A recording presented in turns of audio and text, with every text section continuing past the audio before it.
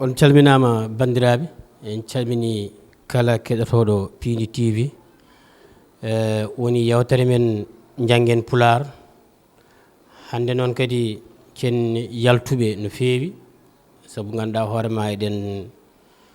to wiyete Thiaroye, eɗen gari yillade e duɗal gotal walla mbiyen pengal Mamadou Alassane Ba.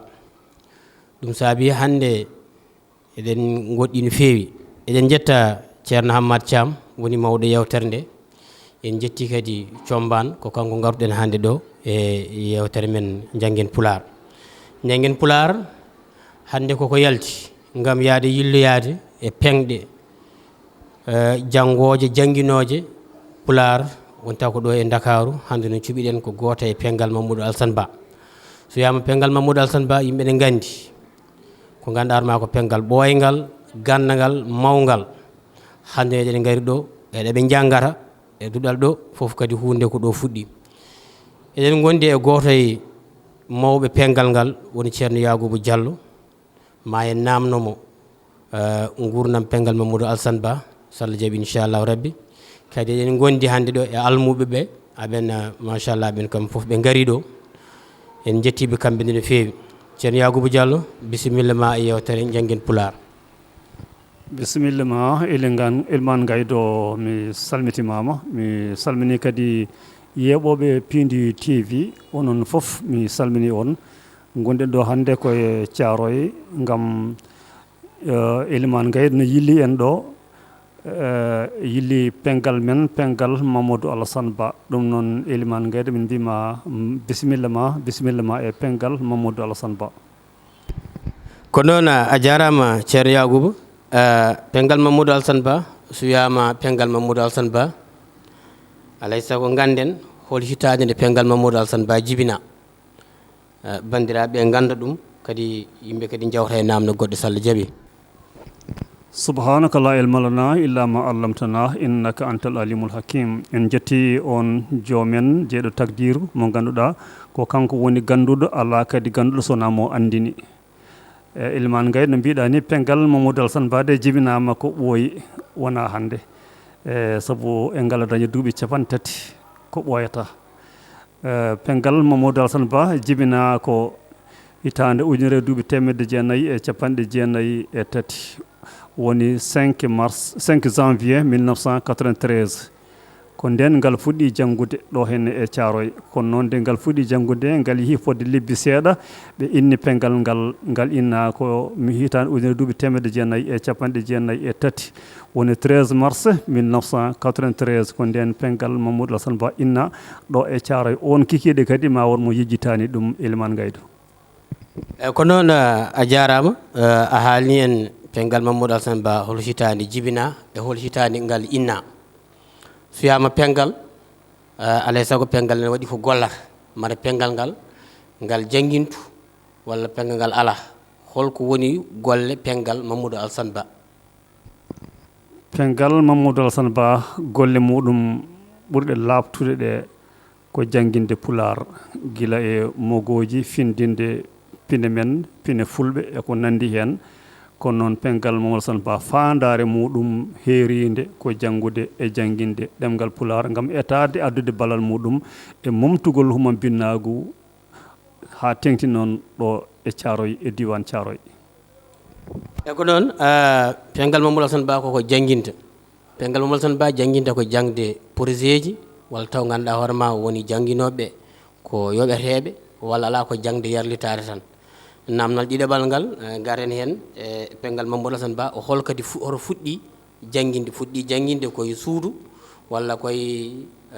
école holton.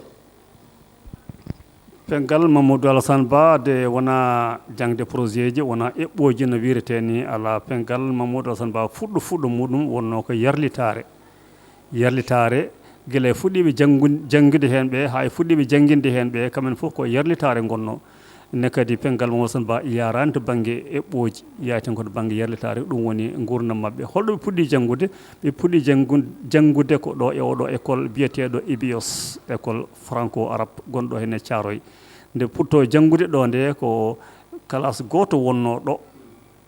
alhamdulillah rabbil alamin hande woni kalsuji ha heewi hande gonɗen koye dow étage koye premier étage gonɗen kono noon nde puɗɗe jannguɗo hen nde wonno ko cuurel gotel joom école o wi on gare min rokki on oɗo classe gonɗen hen ha juuti dañƴen classe goɗɗo woni ɗiɗi o wi so tawi on tawi yimɓe woɗɓe ina jangga e oɗo classe so beelama tawi ko waktu mo poɗɗon janggude jaltinonɓe onon naton sabu mi rokki pular oɗo classe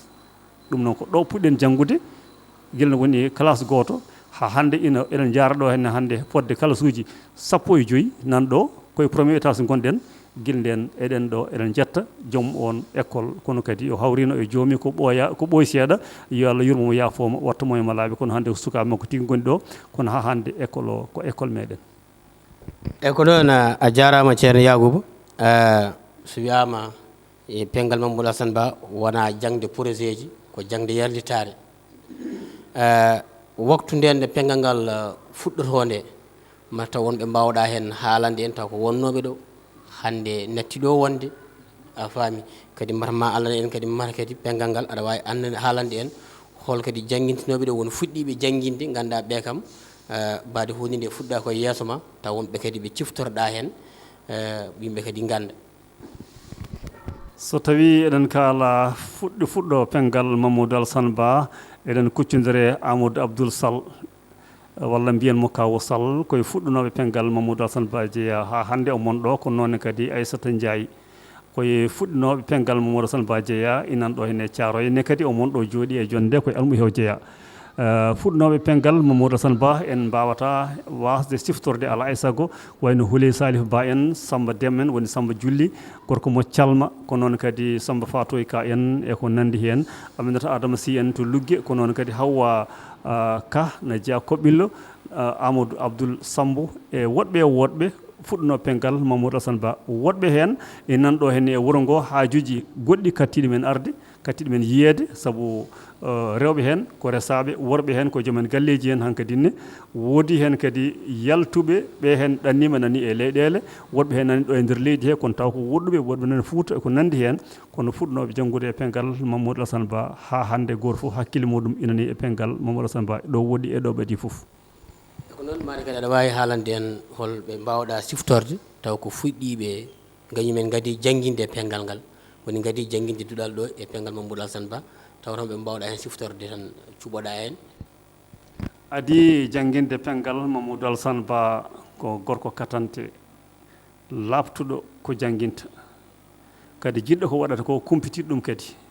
biyeteɗo Kader Ibrahima Ka ko on woni gadiɗo jangguinde ɗo e pengal Mamadou Alassane Ba ina jeeya nokku men ina wiye Kawel Dialluɓe on saaha ummotono ko to e Yombol so tawi omo ara jangguinde nden min janggata ko jamma min natta ko 20 heures ha 23 heures nde min puɗɗo yaltude jogui passe makko aller retour ɗo ha Yombol ko Samba Julli Déme min jejjitamo baɗɗo doole muɗum foof e pengal Mamadou Alassane Ba hande mo tawi toon to Calma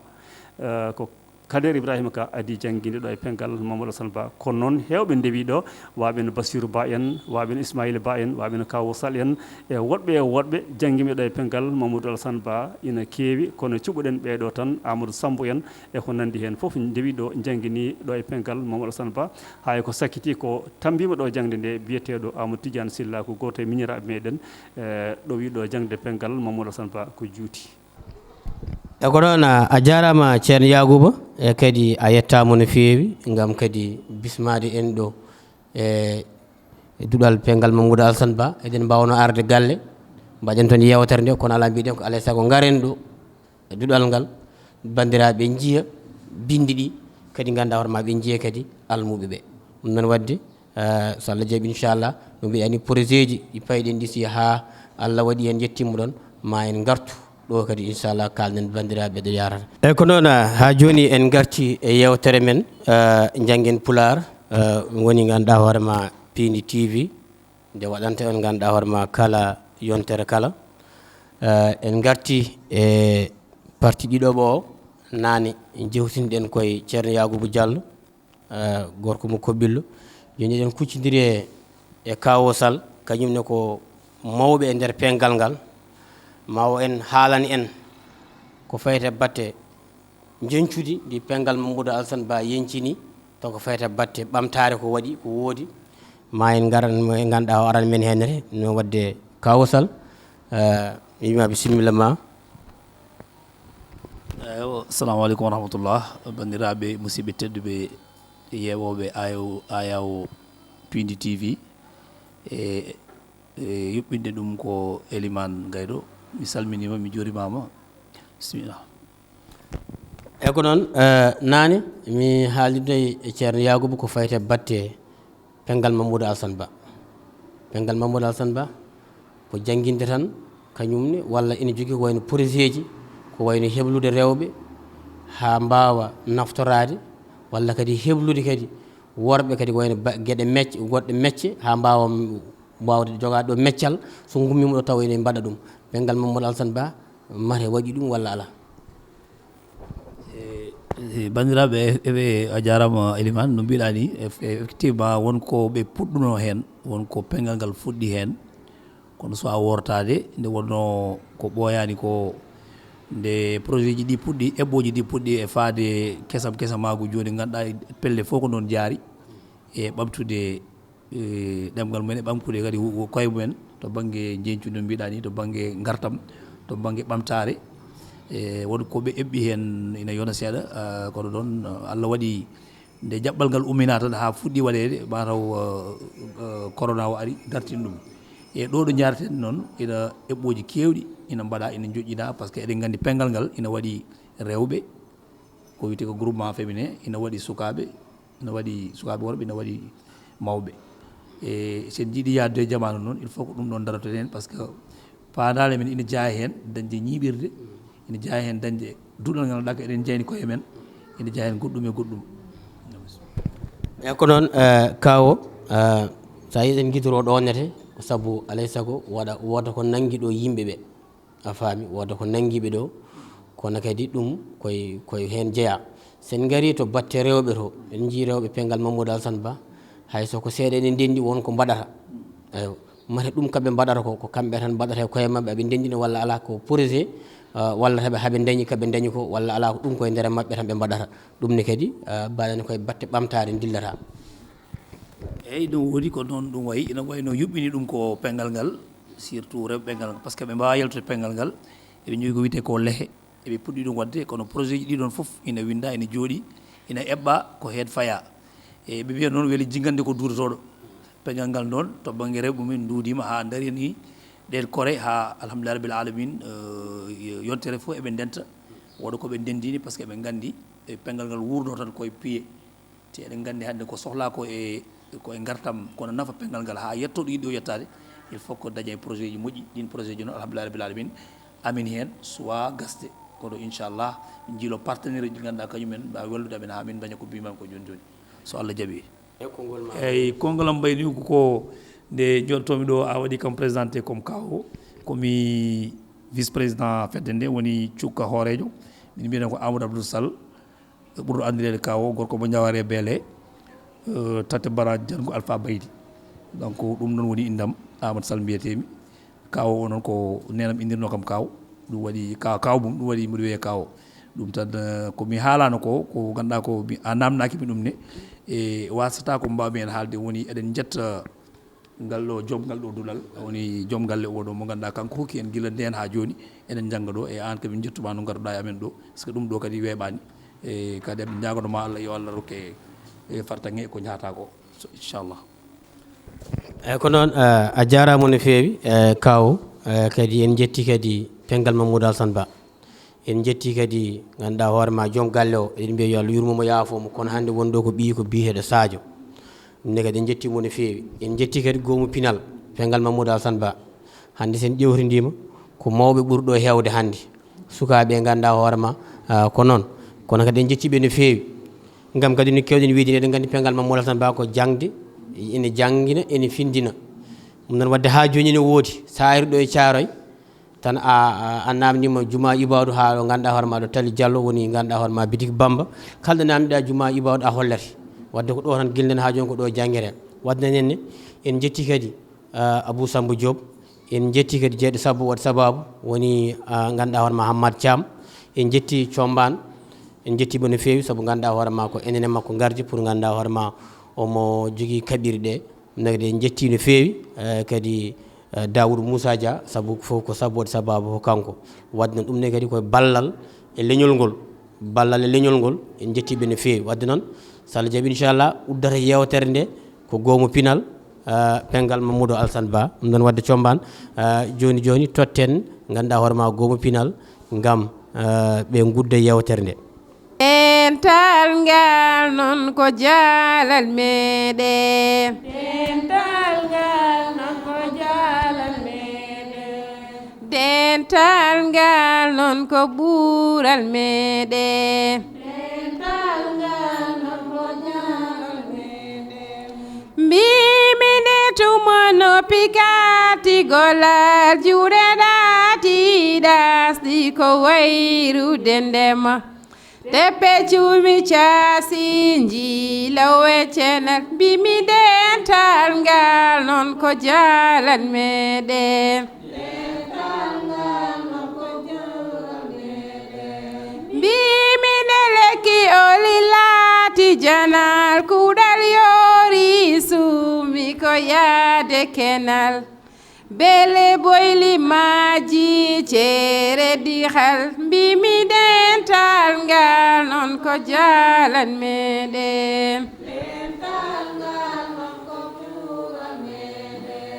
mbimine jawdi mayi fulɓe keɓane bamliɗindogi subal ɓe ngande banal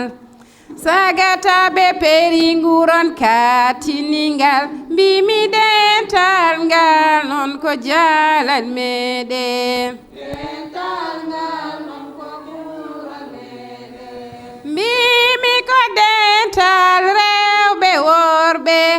mawɓe sukaɓe ɓaleɓe rane basale human binnagu calti salti ɓeriwtoɓe salti ɓeriwtoɓe hayo